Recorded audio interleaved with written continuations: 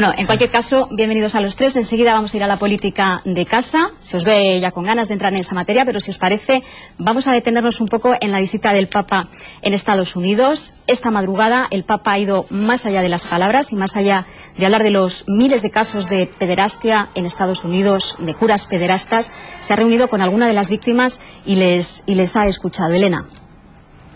Bueno, yo creo que, en fin, está bien, ¿no? Que escuche como si aprendiera, como si se enterara ahora, ¿no? Pero más que escuchar y dar consuelo, tal vez debería explicarnos cuál va a ser su acción para corregir estos abusos que de hecho se producen en algunos casos en el seno de la Iglesia. Es decir, que me interesaría más conocer cuál va a ser su posición, o si va a purgar a aquellas personas que cometieron esos abusos, o qué va a hacer.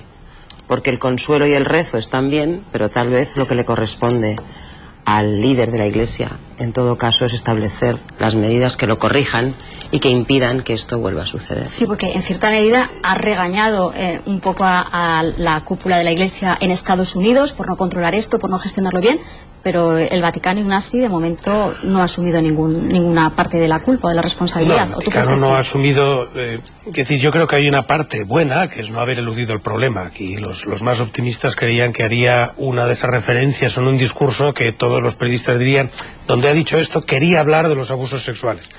Y en lugar de eso ha hablado con todas sus letras varias veces de la vergüenza que siente por los abusos sexuales cometidos por sacerdotes, y eso creo que le honra, y tiene esa parte que es necesaria como paso previo para empezar a arreglar el problema de satisfacción, si se quiere, a las víctimas, que son muchas, ¿no? Y no solo en Estados Unidos. Eso también hay que dejarlo claro. Ahora, tiene razón Elena, que hombre, se echa un poco de menos, y lo echan de menos las víctimas, según ellas mismas lo van comentando, muchas de ellas ya mayores, y por tanto estamos hablando de mayores, que no niños, estamos hablando de cosas que han ocurrido en algunos casos hace 30 años o más. Echan de menos, primero, una autocrítica sobre cómo se gestionó, porque el problema no estaba tanto en que un sacerdote aquí o un sacerdote allá, sino el problema del encubrimiento. Y sobre el propio encubrimiento, esa autocrítica de la gestión del asunto, ahí todavía falta por escuchar algunas cosas. Y después, qué medidas se van a tomar para que eso no pueda ocurrir en otros ámbitos.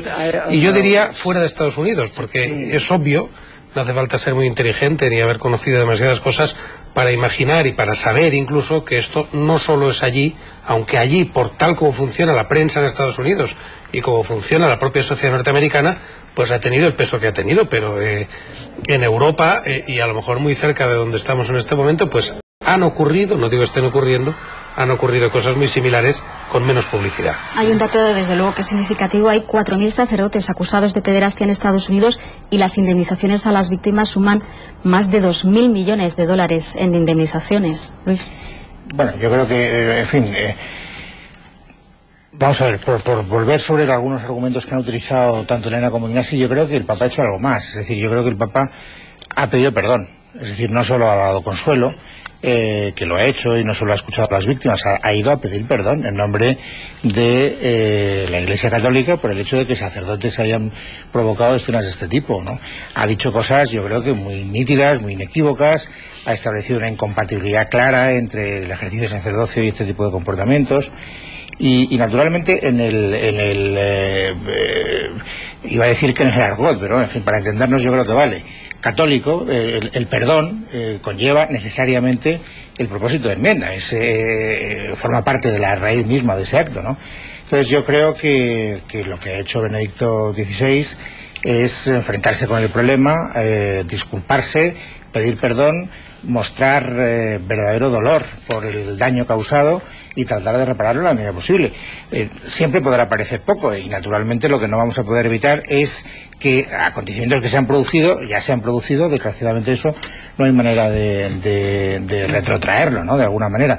Y ya las compensaciones económicas, bueno, pues me parece que ya entran dentro de otro ámbito en el que yo creo que ya no es una cuestión, digamos, moral, ¿no? Es una cuestión más de justicia ordinaria, por decirlo de alguna manera, ¿no? Elena, ¿quería replicar? Sí, no, solamente eso, que a mí me parece bien todo lo que está sucediendo en el espacio, digamos, del alma, de la moral, me parece bien, pero creo que deberían suceder cosas en el espacio terrenal. Es decir, creo que deberían haber medidas ejemplares, que habría que expulsar a alguna gente de la Iglesia y que el propio Vaticano tendría que ser quien tomara las riendas de este asunto para ser creíble en lo terrenal, porque yo creo que en lo moral y en lo espiritual lo podemos creer, pero necesitamos ver resultados terrenales. Bueno, esto último no viene hoy en muchos periódicos porque ha ocurrido durante la madrugada, esto último que contábamos del Papa. Vamos precisamente a ver la prensa y a la vuelta de publicidad